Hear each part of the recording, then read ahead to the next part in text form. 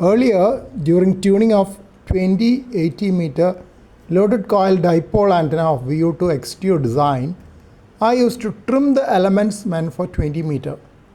Finally, I ended up with very short elements for 20 meter before the loading coils, and it was difficult to reverse the process. Usually, while tuning simple dipole antennas, we fold back and twist the antenna elements when we want to reduce the length to increase the resonant frequency. This time, I tried the same process with elements before the loading coil as well.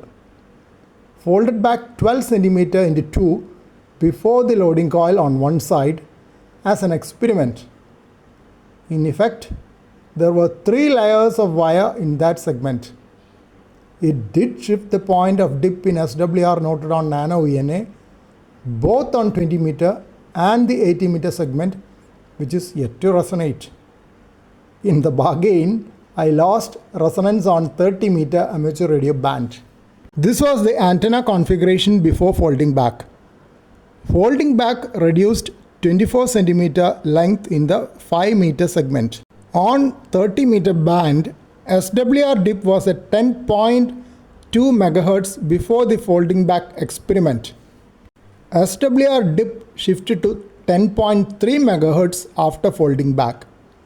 It went beyond the tuning range of FT710 radio, so that I lost access to 30 meter amateur radio band, which I had for the past 2 days.